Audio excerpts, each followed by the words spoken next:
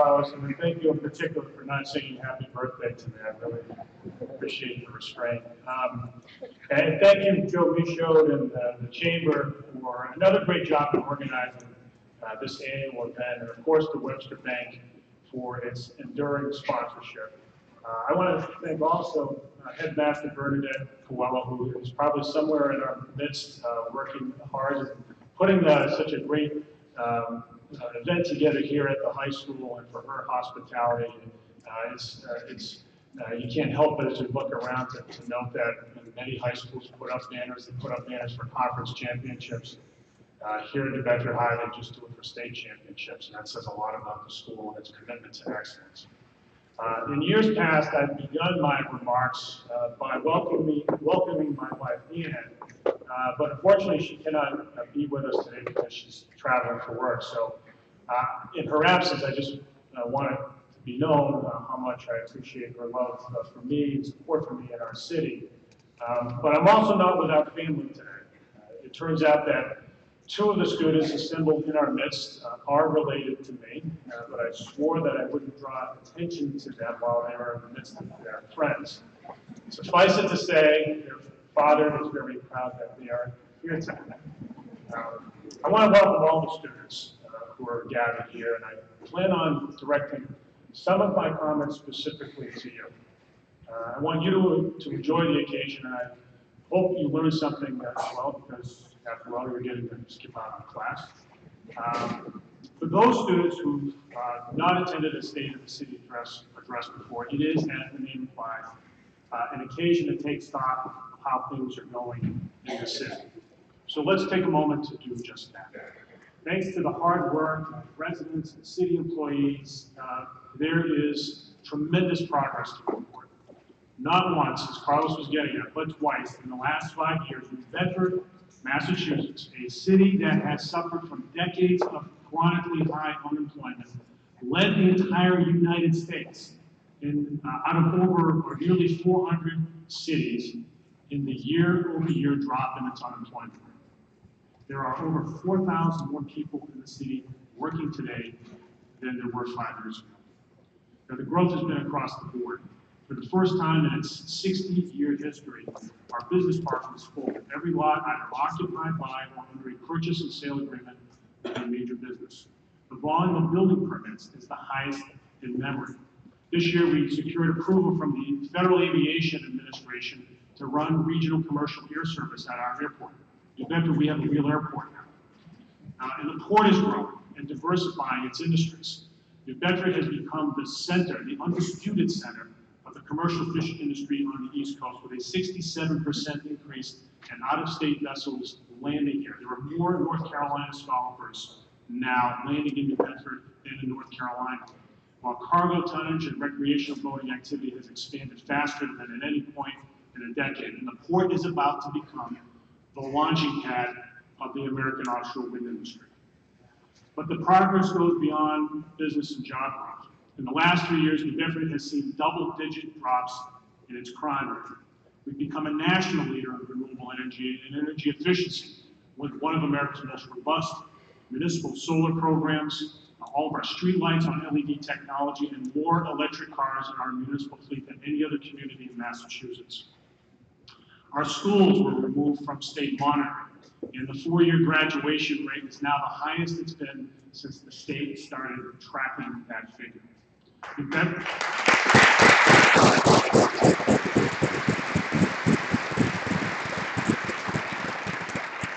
as Carlos noted, New Bedford has the highest Wall Street bond rating in its history. That municipal financing would be boring stuff, but you know what? That is so important.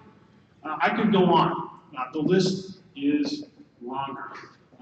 But my point is this. By these objective measures, there's no denying that the city has been enormously successful. And it's not just the data that proclaims the progress. We can see it with our own eyes.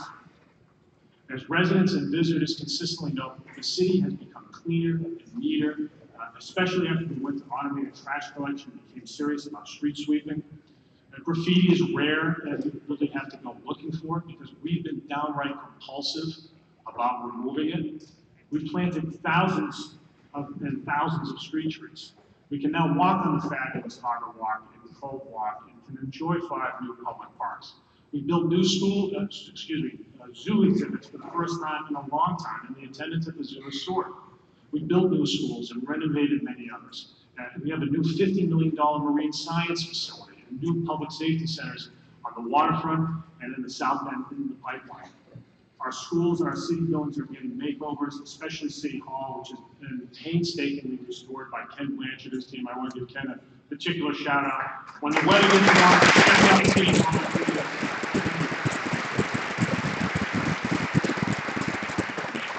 The downtown, of course, has come alive as the center of the restaurant scene in the region. It is something new. It is something for everybody. The next restaurant to open, by the way, will be a noodle bowl restaurant. So if you are into noodles, there's that here. The persistent neglect of our roads today. Now, roads all over the city are now getting the investment they've long needed. In fact, in a meeting last week, Manny Silva, our hugely talented highway superintendent, said that in the coming months there will be more road work going on in the city than at any point in his 19 years here. Right, Manny? So there is no doubt about it. Things are happening in New Bedford. Now I hasten to add, I walked through all of this not to pat ourselves on the back. What we have accomplished together instead should be a source of confidence to accomplish more still. This is especially important given our city's struggles in the past, because New Bedford, like other older industrial cities, had experienced persistent decline over several decades. It was natural in some quarters to assume that decline was inevitable, and that if anything, it was up to the state or somebody else to turn things around for us. And what was worse, we allowed ourselves to believe that we deserved that help. New Bedford is on the right track now because we took the first important step to self-improvement. We, New Bedford, made a conscious decision to stop being a victim. We chose not to passively hope that someone else would bail us out. We took control of our own affairs. We decided to initiate the action. And what we accomplished together, what we have been able to accomplish thus far in these last few years, is just the start. A city is constantly being built, and that's what we're doing right now. We have the will and the confidence, but we also need to be pointed in the right direction. Our success will depend on our ability to think strategically about our future and to work together to follow that strategy. And as we ask ourselves, how can we continue our success, we have to take a look at what's happening in other cities across America. America today is enjoying a prolonged period of economic growth that is disproportionately concentrated in its largest cities. America's big cities are living in a golden age right now, fueled by major research universities, international airports, and corporate headquarters. They're home to virtually all of America's venture capital, new office construction, and foreign investment. Unemployment is negligible in these places. Real estate prices are skyrocketing, and the gap between the haves and the have-nots is just widening. These places are marked by forests of construction cranes, $50 a plate entrees, and very soon, driverless cars. Boston and New York are two of the closest examples, but there are many of them, and their seemingly unabated growth may have profound implications for the rest of America. And these days, talent tends to follow a flow of capital.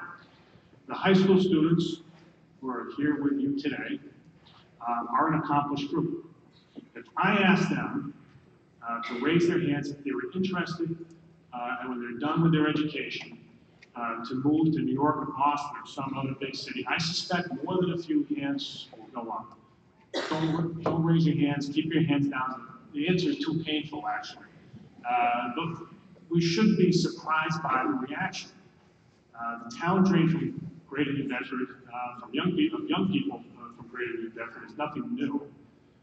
It is just that today the attraction of the big city is even stronger than it's ever been. So what does that mean for a mid-sized city like us that is not part of a major metropolitan area? It doesn't have all the same cards to play. Well, one thing that it means is that we still have to compete. After all, we operate in the same global economy as all the major cities. And at the same time, we shouldn't see ourselves as trying to be like them or beat them at their own game.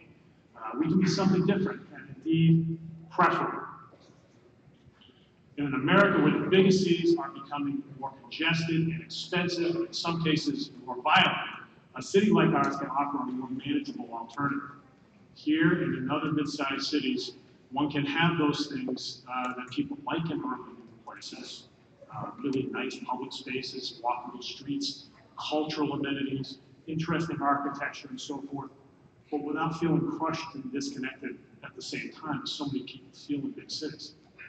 We in New Bedford don't have what people hate about big cities: regular traffic jams, high levels of gun violence, and not knowing your neighbors. And here you can still get a good meal at a restaurant for under 10 bucks.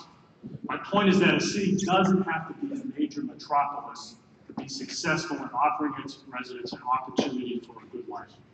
Portland, Maine, Charleston, South Carolina are noteworthy. They're great examples of port cities, one a little bit smaller than us, one a little bit bigger than us, that are succeeding. So how do we make it happen here in our city, in New Bedford? Well, first and foremost, we must continue to focus relentlessly on making New Bedford, quite simply, a really nice place to live in.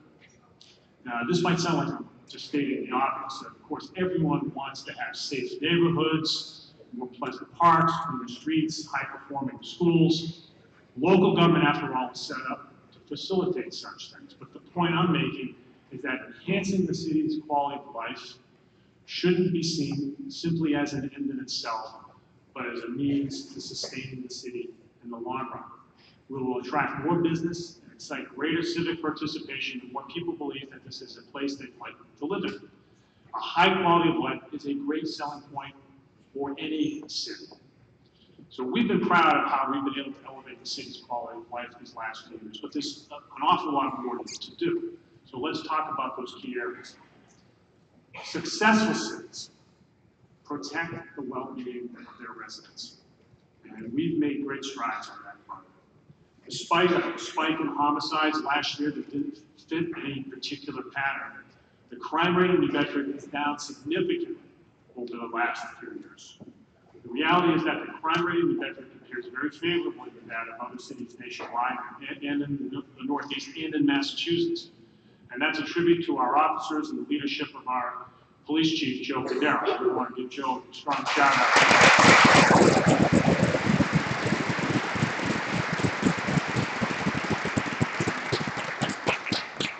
But not every neighborhood is as safe as it should be, and that's the challenge before us. We are going to make every neighborhood in this city safe. So we are concentrating our attention in those areas like never before. Chief Cadero has installed new energetic leadership in the North End and South End stations that have intensified community policing efforts in the handful of areas that we need to get a better handle on. They're making their presence felt, and they're already making a difference. That we're hearing it from the neighbors. Now we're putting cameras in all those areas, lots of cameras, so that we have a better chance of catching the criminals in the act and deterring further crime. I appreciate the City Council's support for financing these useful tools for our police. There will be more demands to come, but the City Council has been unwavering in their support, and I really appreciate that, so thank you very much.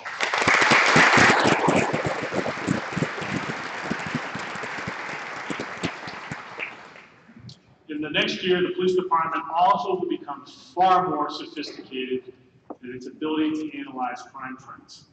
With my support, the chief will hire the department's first crime analyst and upgrade its crime mapping software so that it can be far better at predicting where crime may occur. That way, our officers can be in the right place at the right time more often. But our modernization of the police department doesn't end there.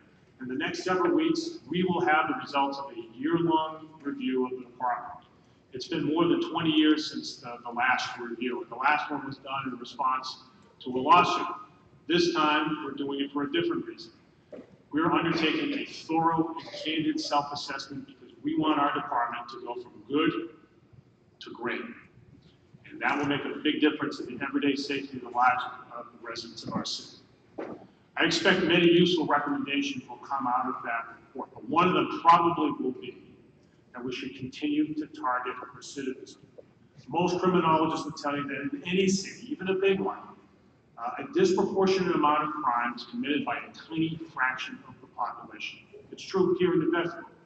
With that in mind, we will continue to work closely with DA Tom Quinn to devote granular attention to repeat offenders and to urge the judges in the district court to hold them accountable. We will continue to, I know everybody in the DA's office is clapping at that one, if they can hear me now. We will continue to address the roots of criminal activity as well. Chief among those efforts will be to increase the pressure on unscrupulous landlords. And you've heard this stuff from me before. But despite much improvement in this area, much improvement, we will continue. We still have landlords who are all too willing to allow criminals onto their properties. I have proposed to the City Council a measure that will lower the threshold for a property to be designated a so-called problem property that will allow us to shift the costs of police responses onto the property owner himself or herself. And that's exactly where it should be until those landlords actually get on the dime and actually hold their, manage their properties much more closely. If they don't know by now, these landlords will eventually get to the point. We will not permit them to neglect their properties in the interests of their neighbors. All of our public safety departments have been in the thick of what I believe is the most vexing public health challenge of our day, opiate addiction. Any discussion of the well-being of any city these days, including ours, has to begin there. The problem is not unique to New Bedford, but it has ended or ruined too many lives here. Our EMS and fire departments do a terrific job. Chief Gomes and Mark McGraw do fabulous work in both departments, and in fact, their departments stand out among the very best in the state, but they, like the police, are consumed with this problem. And look, it's nothing new. In fact, they will remain unwavering in their efforts to get after this problem, because every one of those addicts is someone's son, daughter, father or mother or brother or sister. And not a single one of them ever thought they'd be in the position they're in. This is a complex and multifaceted problem that affects the people of every walk of life. And so the only way we are going to turn the tide is through sustained collective effort.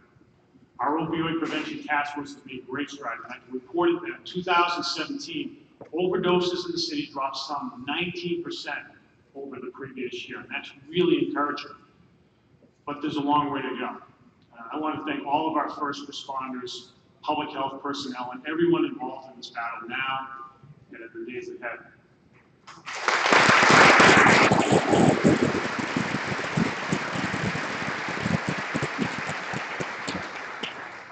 To be successful, a city must create pathways for its citizens to reach their full potential. More than anything else, that means we must offer our city's children a public school education that enables them to thrive as adults. Our schools have come a long way these past few years because we refused to sit idly by while our kids were losing out on the education they deserved.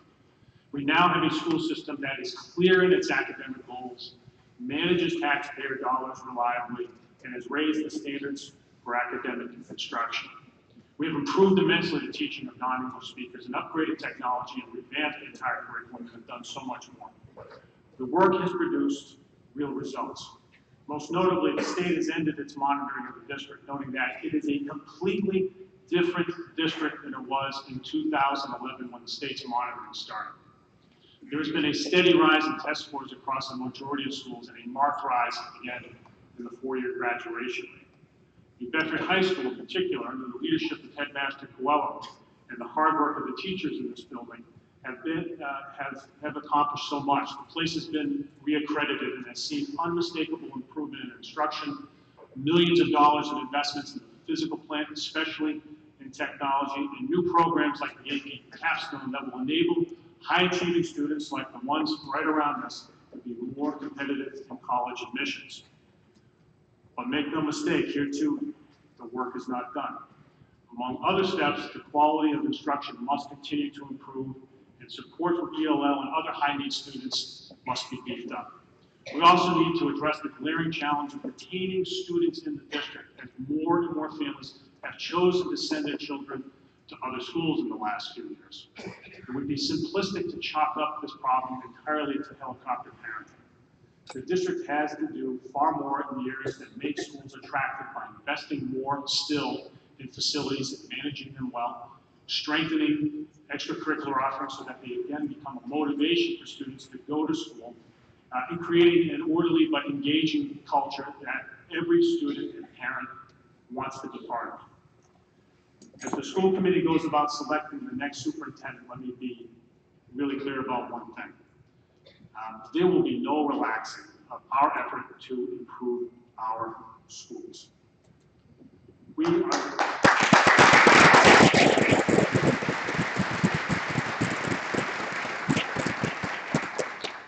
are looking for a superintendent who can lead the district most effectively toward its goals, namely to offer a high-quality education to every child and to attract families to the school district.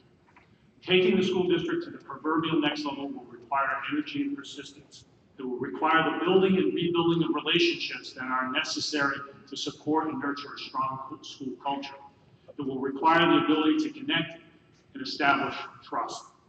For our kids and our city, we will build a school system where kids are eager to go to school in the morning, parents are proud to send them there, and teachers and principals derive personal satisfaction from the hard and important work they do.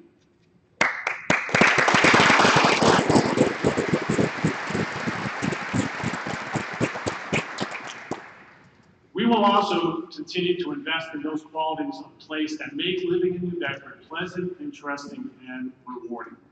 We will continue to invest wisely in our public spaces and maintain the standards of excellence in the delivery of municipal services. New Bedford residents deserve nothing less. To exalt New Bedford's glorious past, we will invest in historic preservation more than ever before. And it's happening now with the Community Preservation Committee poised to make its first round of funding for preservation projects that will go into the millions of dollars. To beautify our streets, clean our air, and slow down traffic, we will continue the city's most ambitious tree planting program in our lifetimes. We will make the most of our access to water by working to connect the downtown to the waterfront and begin constructing the Riverwalk with the goal of wrapping the Blue Lane around the entire city. It's going to be fantastic. It's something we can all be proud of. As the city's built environment is shaped, we need robust citizen input. It's your city. You get to say how it should look. You, of course, can do that at public hearings concerning particular projects. We certainly encourage people to come out for that. You can use the See-Click Fix app on your smartphone. And folks at DPI will tell you that I use it incessantly to call in potholes and other things on my mind. But there are other ways that you can connect. And being able to connect constructively with city government is an important element of a city's quality of life. And that's why I've held monthly office hours at neighborhood libraries where people can come to talk to me about whatever's on their mind. Now, I have to say that of late, attendance at these sessions has been, shall we say, a tad underwhelming. Maybe it's the weather, I'm not sure why that is, but I really want to hear from people. And so I'm going to try something new. My plan is to draw people in the old-fashioned way, with food. In the months ahead, I'll hold office hours at various restaurants around the city, where, yes, there will be food available on my personal tab. I'm saying with 500 witnesses in the room. And don't get any ideas, I'm not buying drinks. And as many of you know, free food is an enticement that would work well on me personally. And if it heightens civic engagement just a little bit, it will have been entirely worth it. So the message to all of you is join me for a bite to eat and tell me what's on your mind, please. I also want to talk about another favorite subject of everyone, and that's this, money. All of our efforts to improve our city will depend on our ability to manage our finances. And our heightened bond rating reflects that we've been very effective at it, but it hasn't been easy. I mean, you've heard me say it before that the reality is that money is tight. It's very tight. in the city. We might all agree on the financial priorities, namely to sustain and improve the level of services our residents expect, invest in the city's physical plan, attract talent to city government by offering competitive salaries, fully funding our schools, and easing the burden on taxpayers. Under our current fiscal conditions, however, not all of these things can be achieved, and none of them can be achieved as well as we'd like. And we have made significant cuts to city government, and city government is considerably smaller and more efficient than it was 10 years ago, yet the pressure on taxpayers, especially small businesses, has only increased. And I don't need to remind an audience, this audience in particular, that high commercial tax rates do not exactly strengthen a city's competitiveness. And this is during a time of relative growth. What will happen when the national economy turns downward, as it inevitably will at some time, and state and local tax receipts start to fall? We've experienced that before. We need to be really careful not to allow ourselves to get squeezed financially. And we can't wait for a crisis to start making hard decisions. I want to make very clear to everybody, really clear, that I will not allow our city to be put in a precarious financial position. It's happening in other cities, not too far away from here, but it's not going to happen here. The tough part is that there aren't painless options.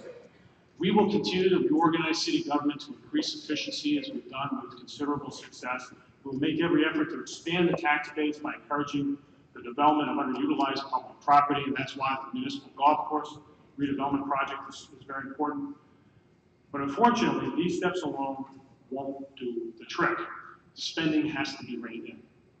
The budget busters, as you know, are pension, healthcare, and charter school costs. And you've heard me criticize the state for making it difficult for municipalities to control these costs because the expenses are largely dictated by state policy. The state can fairly be said to have tied our hands. I look forward to working with the City Council and the state on these matters. I appreciate the thoughtful discussions that we've had along the way, but it is a discussion that we have to continually have as a city. A high quality of life is not possible if we are not otherwise economically competitive. It bears emphasizing that we are competing in a global economy for investment and jobs. If we don't compete effectively, they'll all go elsewhere, as our city has come to realize the hard way over the years. Growing our regional economy and the jobs that come with it requires us to focus on our competitive advantages. That is to say, we need to double down on the things that we're already really good at. In New Bedford, more than anything else, that means our maritime economy. The port is the primary economic driver of the region because it offers those competitive advantages to the various industries that call the port home: commercial fishing, recreational boating, ferry service, certain lines of international cargo, and soon enough, offshore wind. The port generates a full 2% of the state's gross domestic product and supports nearly 7,000 jobs.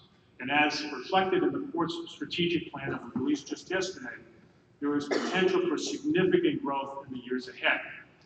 In light of the growth and increased complexity of the port in New Bedford, yesterday we also announced that the New Bedford Harbor Development Commission, the city's port management agency under the highly effective leadership of Ed Washburn, right there, Ed.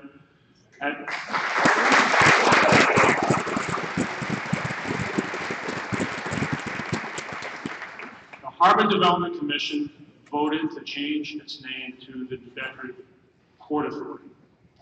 The new name signals the leadership role New Bedford must continue to play on the East Coast, especially in fishing and offshore wind. When it comes to fishing, we will continue to assert ourselves. This past year, I testified twice before Congress on fisheries-related issues and had countless conversations with federal fishing regulators about the closure of Sector 9 and a whole host of other matters. In the last two presidential administrations, we've been in the thick of discussions about the dedication of marine monuments. They come to us. 2 years ago, we led the way in establishing the National Coalition of Fishing Communities, whose mission is to be a voice for America's fishing ports. And when it comes to the discussion around commercial fishing, New Bedford is at the table right where it should be, where it has to stay. We've also worked hard to position the port as a home for the offshore wind industry in the years ahead. Just a few years ago, there was no shortage of critics who claimed that we were putting our eggs in one basket, too many eggs in one basket, by spending so much time on offshore wind, and many thought it would never materialize. Well, it is happening, and it's happening not too long from now, and in no small part because of the political support for offshore wind that we have been able to build over the last few years with the help of the state legislators who are here today and so many others. All of these things, in the last few months, the state's 3 major offshore wind developers, all of whom have offices in the city and some of whom have tables in this room, made public bids to invest billions of dollars in wind farms off of our coast, staged right from our waterfront. We will continue to gear up for the industry's arrival on many fronts, and we're working very closely with them. And I want to thank in particular, and she couldn't be here today, Laura Douglas, the president of BCC, for the hard work that they're doing. BCC is doing to gear up for training the workforce that will come, that industry will need in the years ahead.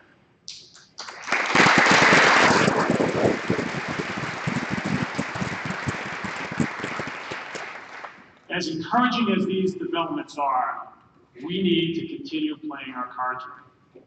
And we are entering a key phase in the long cultivation of the offshore wind industry here.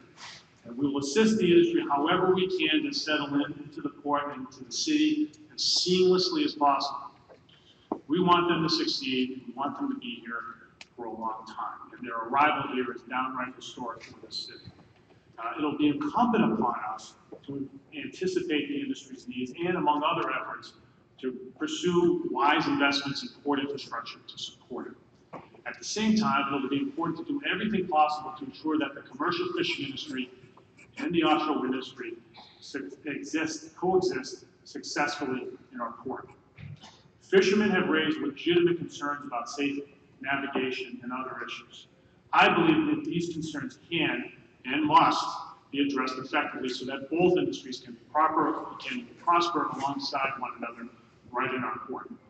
But it will require the offshore wind industry to be committed to an open and candid dialogue about their plans. Fishermen understand that offshore wind farms are coming, but it is also fair for them to expect that wind farms be developed the right way. And the right way here may not be the same way they were developed in Northern Europe, but the fishing industry isn't nearly as large or as complex as it is here. Federal regulations require that offshore wind developers engage in a dialogue with the fishing community. And New Bedford will be at the epicenter where these two industries interact in the United States. There is no entity better situated and, to promote this dialogue between the two industries than the New Bedford Port Authority. As the management agency for America's largest fishing port, which happens to also have a very strong record in promoting offshore wind, no one has more relevant knowledge about and credibility in both industries than the Port Authority. So today I call upon the offshore wind developers to embrace this opportunity to work with the Port Authority to facilitate this dialogue. It will be critical to have a process in place that allows for all of the issues to be worked out. Getting it right now is critical. Let's work out those issues so that everyone who goes to sea from New Bedford can do so safely and successfully. If both of these industries expand in New Bedford, by the way, not only will we see more direct jobs, but there will be more opportunities for related innovation and entrepreneurship. This is an area to which we are devoting considerably more energy and attention with appropriate support marine science industries, including those associated with the expanded SMAS facility, will enable our city to attract and retain talent and further diversify our economy.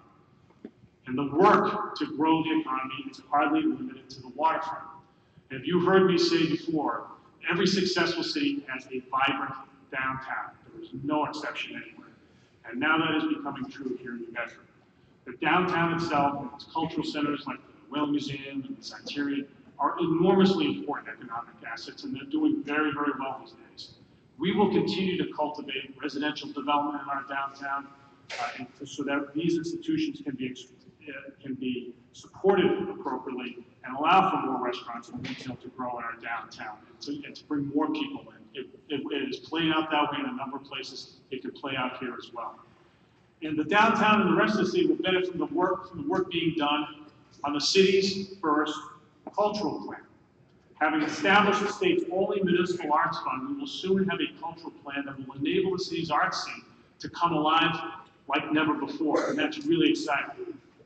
And like any other city, our downtown must have strong anchor institutions. We will support our existing anchor institutions and seize every opportunity to develop or recruit new ones, whether they are government, higher education, or corporate institutions. In the years ahead, New Bedford's economy can and should benefit from improved transportation connections with other cities. Every elected official in southeastern Massachusetts over the past 20 years has advocated for the South Coast Rail Project, as has the Chamber of Commerce and so many other bodies here. And now that it appears that the alternate approach through Middleborough is gaining traction.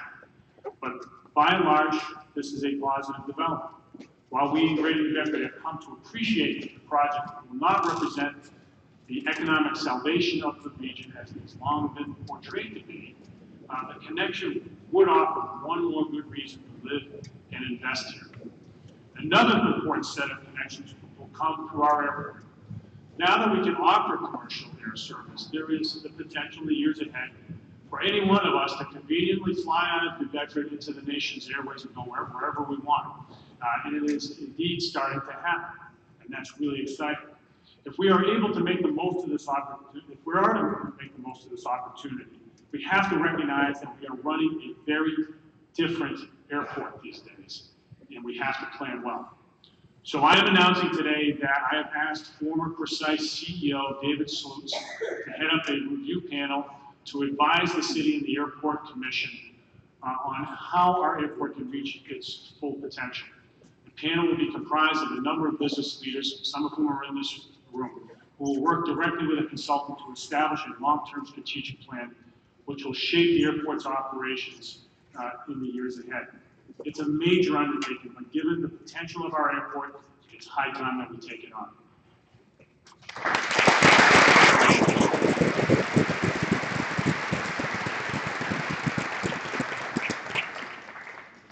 We in city government will continue to work hard to help make New Bedford a stronger, more vibrant, and sustainable city. I'm eager to work with the City Council to advance the city's long-term interests, and I know that they feel the same. I emphasize that in building a city, municipal government has a role to play. Government cannot do it all, and maybe not even most of it. City Hall should not be seen as the default source of the solution to every problem, however minor. It will take the collective effort of our community to make New Bedford a city that lives up to our collective aspirations. Something is expected of each one of us. The notion of citizenship is rooted in the idea that we have obligations to others. It requires more than simply expressing an opinion about what someone else should do. Being a responsible citizen requires actual action in service of collective challenges, even when it's not perfectly convenient, even when it's not easy, even when you think someone else should be doing the work. It recognizes the difference between posting a picture of a littered sidewalk on Facebook and lamenting the mess, and instead picking up the trash and throwing it away. What's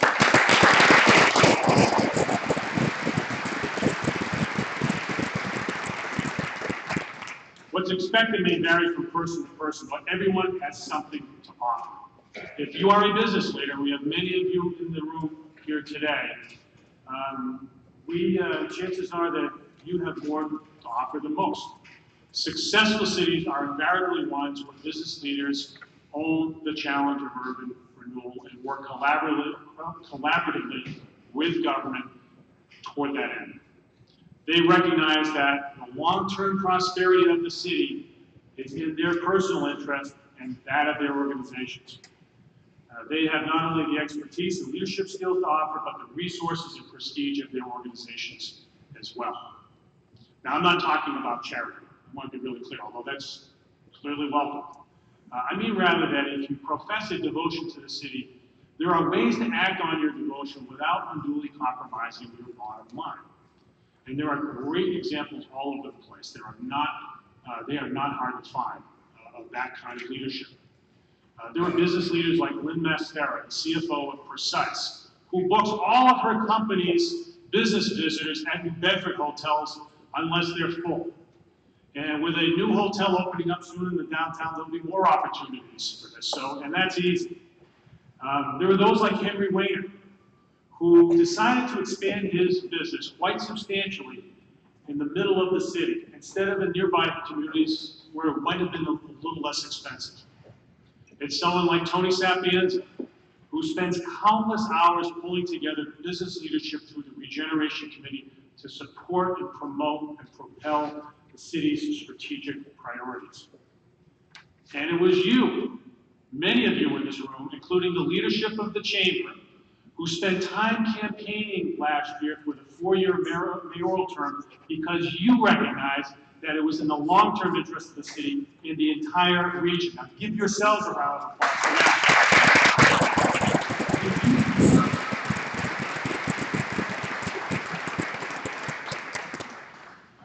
And then there are the two people who went the extra mile, about which I cannot say enough. Victor and Christine Fernandez recognized that the city should have a playground for children with severe disabilities, just like their son Noah.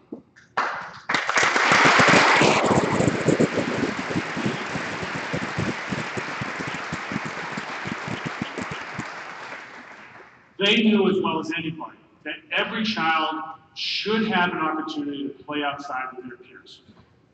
When we started talking about the idea, it was clear that there were various sites across southeastern Massachusetts where it could go.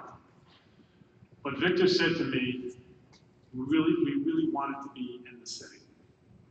So we found a beautiful spot on Pope's Island, full view of the harbor. And we had a groundbreaking ceremony there with Noah as the start of the show. Then Victor and Christine and the mass movement known as Team Noah got down to work. They raised $1.3 million like that.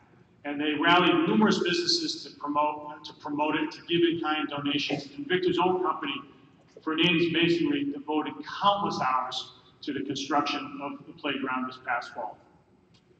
Unfortunately, Noah passed away before the opening of the playground that now bears his name. But what his parents and their team built for him and unknown numbers of children who struggle with severe disabilities is a testament to their devotion to those children and the city.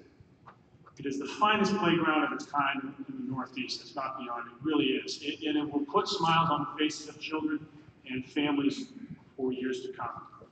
I ask that you join me in thanking Victor and Christine for what they have done for these kids, their families, and for our city.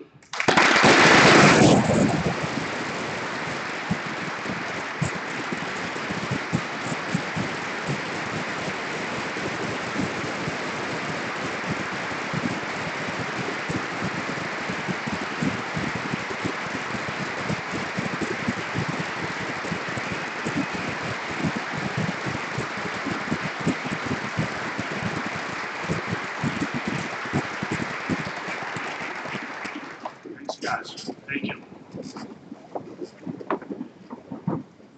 Everybody has something to contribute to New Bedford. You don't need to move proverbial mountains like Victor and Christine. But cities are built by people who recognize a collective need, take it upon themselves to address it, and rally others to the cause. My point is that if you've been sitting on the sideline, I want you to know that your city, our city, needs you. You will find that it is well worth the effort. A city is more than a place on a map. The city shapes and frames our relationships with one another and is woven into our individual identity. It's part of who we are, past, present, and future. And when you devote your talent and your energy to make your city a better place, you've committed to improving yourself. I look forward to the work ahead with each and every one of you. Thank you, and God bless our great city.